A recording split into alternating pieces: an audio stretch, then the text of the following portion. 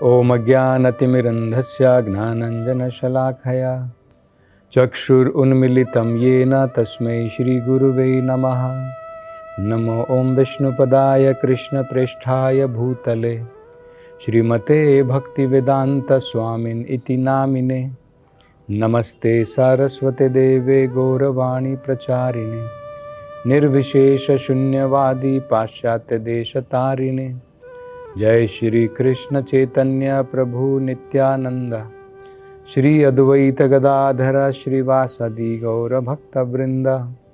हरे कृष्णा कृष्ण कृष्णा हरे हरे, हरे राम राम राम हरे हरे। हरे कृष्णा। अब यमराज जी जो यमदूतों से विष्णु दूतों ने एक प्रश्न किया था कि क्या तुम्हें पता है धर्म क्या है, तो यमदूतों ने उत्तर दिया था वेद प्रणिहितः धर्मः। जो वेदों के अंदर में दिया गया है वो धर्म है, और जो लोग वेदों की तरफ नहीं देखते हैं, जो अपना जीवन बिना वेद के चलाते हैं, जो वेदों में दिया है उससे उनका कोई लेना देना नहीं है, वो अधर्म है। तो ये बताया था। अब इन यमदूतों को परम धर्म क्या है उसके बारे में पता नहीं था। ये तो आम धर्म हो गया, ऑर्डिनरी धर्म हो गया, लेकिन परम धर्म क्या है ये इनको भी ज्ञान नहीं था। तो अब जो है यमराज जी ये स्पष्ट करते हैं परम धर्म क्या है। क्योंकि देखिए उनके अनुसार तो यही था ना, उनका विचार क्या था यमदूतों का कि भाई अजामिल ने वेदों के अनुसार जो भी कर्म किए हैं पाप कर्म किए हैं, जो वेदों में दिया है उसने वो तो नहीं किया है, तो ये अधर्म के काम किए हैं, इसलिए ये पापी व्यक्ति है और इसको तो यमलोक ले जाना चाहिए। ये उनकी ऑर्डिनरी समझ थी। उनको ये ज्ञान नहीं था कि इससे भी ऊपर एक परम धर्म होता है, भगवान की भक्ति। अगर कोई भगवान की भक्ति में लगा है वो इस प्रकार के आम धर्म से ऊपर है। और क्योंकि अजामिल ने परम धर्म का पालन किया था, वो भगवान विष्णु की शरण उसने ग्रहण की थी भगवान के नाम का उच्चारण करके, इसलिए वो अब यमदूतों के अंतर्गत में नहीं था, उनकी जुरिडिक्शन में नहीं था। इसलिए तो विष्णुदूत आए थे उसको छुड़ाने के लिए कि तुमने गलत व्यक्ति को पकड़ने की कोशिश की है। तो अब यमराज जी बड़े सुंदर प्रकार से समझाते हैं असली धर्म क्या होता है, परम धर्म क्या है। देखिए वो क्या कहते हैं, धर्मम तो साक्षात भगवत प्रणीतम न वै विदुर ऋषयो नापि देवाः न सिद्ध मुख्य असुरा मनुष्याः कुतो नु विद्याधर चारणाद्यः। वो कहते हैं हे मेरे सेवकों, धर्मम तो साक्षात भगवत प्रणीतम। धर्म का मतलब होता है जो भगवान के द्वारा दिया गया है, वो धर्म कहलाता है। और वो जो परम धर्म है वो कहते हैं न वै विदुर। ये इन सब लोगों को कौन कौन, ऋषयो हो, ये जो बड़े बड़े ऋषिगण हैं जो सत्व गुण में हैं, जिनमें रजोगुण तमोगुण नहीं है, जो सत्व गुण में है, इन महान ऋषियों को भी न विदु, इनको भी इस परम धर्म के बारे में ज्ञान नहीं है। इनको भी परम धर्म के बारे में ज्ञान नहीं है। नापि देवाः, न ही देवताओं को इस परम धर्म के बारे में ज्ञान है। न सिद्धा मुख्या, जो सिद्ध लोक के मुख्य निवासी हैं, उनको भी ज्ञान नहीं है। तो फिर भला असुराः मनुष्याः, असुरों को कहां से ज्ञान होगा? मनुष्यों को कहां से ज्ञान होगा? कुतोनु विद्याधरा चारणा आद्यः, और जो अन्य देवतागण हैं, जो छोटी कैटेगरी में आते हैं देवतागण, विद्याधर चारणा, इनको कहां से ज्ञान होगा? तो ये बड़ी महत्वपूर्ण बात है। देखिए, धर्मस्तु साक्षात भगवत प्रणीतम, धर्म जो है, जो भगवान के द्वारा दिया गया है, वो धर्म है। लेकिन ये जो परम धर्म है, इसका ज्ञान तो बड़े बड़े ऋषियों को भी नहीं है, देवताओं को नहीं है, सिद्ध लोक के निवासियों को नहीं है, असुरों को नहीं है, मनुष्यों को नहीं है, विद्याधरों को नहीं है, चारणों को नहीं है। तो ये समझना बहुत महत्वपूर्ण है। इनको जो ज्ञान था, यमदूतों को जो ज्ञान था धर्म के बारे में, वो कौन सा ज्ञान था? जो वेदों के अंदर में दिया है।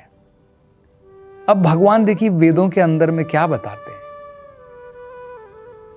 भगवान कहते हैं, त्रैगुण्य विषया वेदाः निस्त्रैगुण्य भव अर्जुना। भगवान के पास पहुंचने के कुछ इनडायरेक्ट रास्ते हैं और कुछ डायरेक्ट है। भगवान की भक्ति, भगवान की शरण लेना, भक्ति के द्वारा, श्रवणम कीर्तनम के द्वारा, ये डायरेक्ट है।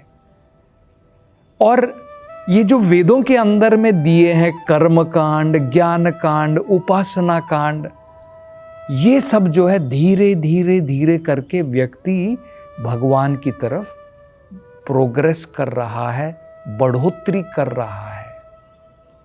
ये सारे रास्ते धीरे धीरे व्यक्ति को भगवान की भक्ति में लाने के लिए हैं, लेकिन ये परम धर्म नहीं है। और कई बार तो ऐसा होता है कि व्यक्ति इनके अंदर में इतना मग्न हो जाता है कि भूल जाता है कि वेदों के द्वारा, इन धार्मिक अनुष्ठानों के द्वारा मुझे भगवान के पास जाना है, भगवान की शरण में जाना है। जैसे उदाहरण के तौर पर देखिए कैसे व्यक्ति जो है इनमें लुप्त हो जाता है, कई बार गुम जाता है, खो जाता है, ये भूल करके कि इन सब के द्वारा मुझे भगवान की ही तो प्राप्ति करनी है। उदाहरण के तौर पर अब वेदों के अंदर में यज्ञ दिए, ठीक है, यज्ञ जो दिए हैं अलग अलग देवताओं के लिए व्यक्ति जो है यज्ञ करता है कुछ प्राप्ति के लिए। जैसे रूपम देहि, धनम देहि, अनेकों प्रकार की इच्छा लेकर के व्यक्ति किसी देवता की संतुष्टि के लिए यज्ञ कराता है।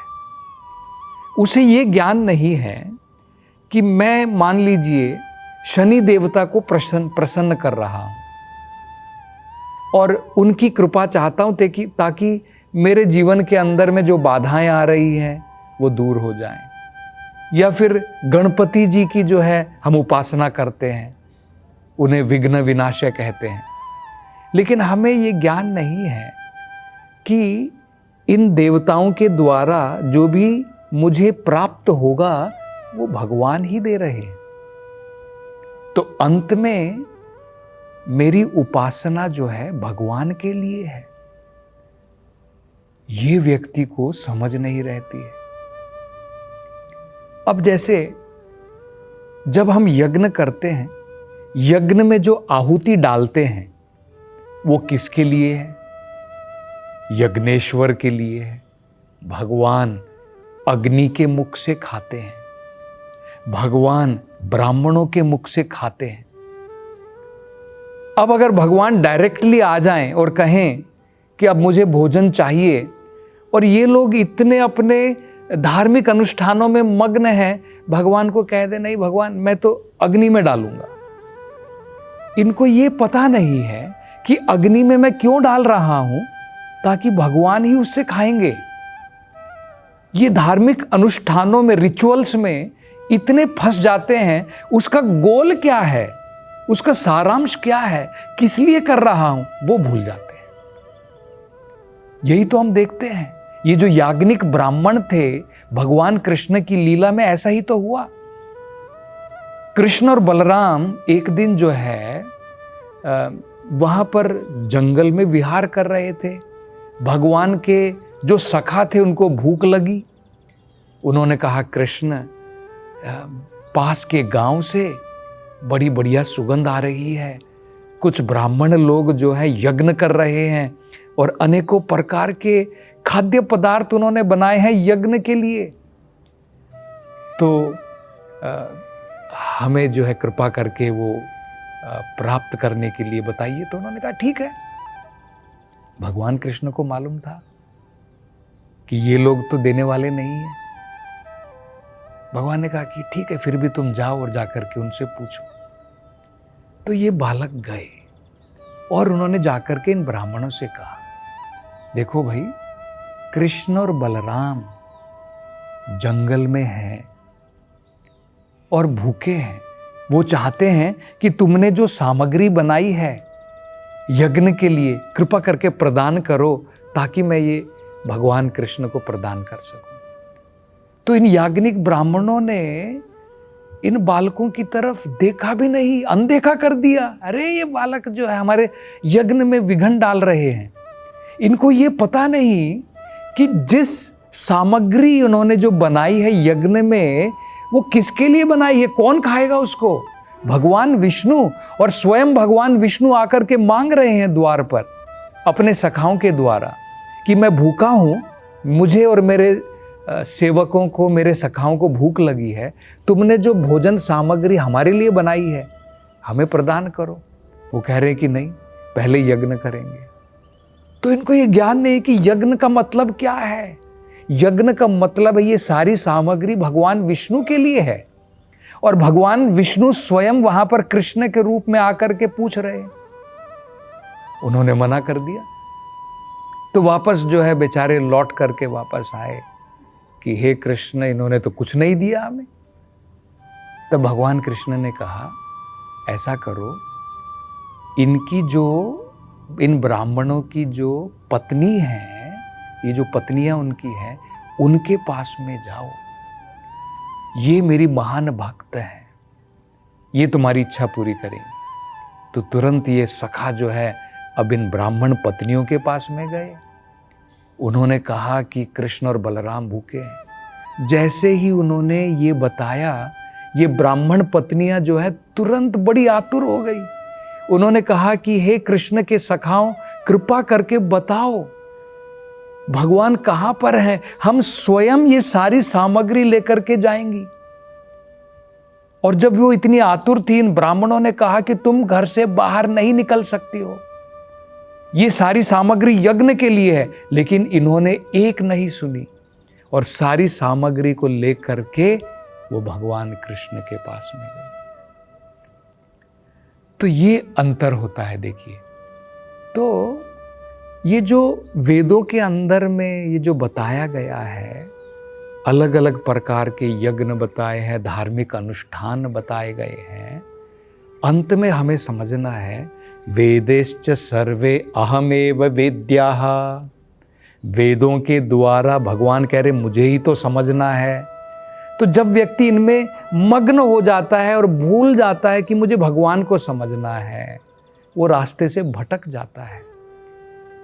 तो परम धर्म बता रहे हैं कि ये किसी को पता नहीं है, बड़े बड़े ऋषियों को भी पता नहीं है। परम धर्म भगवत गीता में बताया भगवान ने, मन मन भव मद भक्तो मद्याजी माम नमस्करु। भगवान कह रहे हैं मन मन भव, हमेशा अपने मन में मुझे रखो। मद भक्ता, मेरे भक्त बनो। मद्याजी माम नमस्कुरु, मेरी उपासना करो, मुझे नमस्कार करो। भगवान स्वयं बता रहे हैं। और अंत में तो भगवान ये भी कहते हैं सर्वधर्मान, ये जो अनेकों प्रकार के धार्मिक अनुष्ठान है, ये है वो है, भगवान कह रहे सबको छोड़ करके एकमात्र मेरी शरण में आ जा। भगवान देखिए अधर्म को तो छोड़ना ही है, लेकिन भगवान कह रहे ये सारे धर्मों को भी छोड़ दे। सर्वधर्मान परित्यज्य माम एकम शरणम व्रजा। ये जो परम धर्म है कि मुझे अंत में भगवान की शरण में जाना है, उनकी शरण ग्रहण करनी है, यमराज जी कह रहे हैं ये सबको पता नहीं है, सबको पता नहीं है। और ये उदाहरण देकर के बता रहे हैं, न महान महान ऋषियों को पता है जो सत्व गुण में है, देवता गुणों को नहीं पता है, विद्याधरों को, चारणों को नहीं पता है, सिद्धा को नहीं पता है, तो भला असुरों को और मनुष्यों को क्या पता रहेगा। तो इसलिए तो आप देखिए भगवत गीता में भगवान क्या बता रहे हैं, भगवान कह रहे हैं त्रैगुण्या विषया वेदा, वेद के अंदर में जो धर्म दिया गया है वो 3 गुणों से प्रभावित है, सत्व गुण, रजोगुण, तमोगुण। निस्त्रैगुण्य भवार्जुना, परम धर्म जो है इससे ऊपर है, परम धर्म इससे ऊपर है। अन्यथा जो इसमें लगे रहते हैं, भगवान कहते हैं उनको क्या कहते हैं, वेदवाद रतः पार्था। वो क्या कहते हैं, न अन्यद अस्तित्ववादिनः। वो कहते उनके अनुसार क्या है, इससे बढ़कर के और कुछ नहीं है। उनको पता नहीं है कि इस धर्म से बढ़कर के ऊपर धर्म है, वो है भगवत भक्ति। तो ये जो है अपने दूतों को समझा रहे कि तुम्हें पता नहीं है कि तुम तो गए थे अजामिल को लेने के लिए ये सोच करके वो पापी है, तुम्हें पता नहीं कि उसने क्या किया है, उसने परम धर्म का पालन किया है, इसलिए वो तुम्हारे अंडर में नहीं है। तो और आगे जो है यमराज जी क्या बताते हैं, इसकी चर्चा हम अगली कथा में करेंगे। हरे कृष्ण।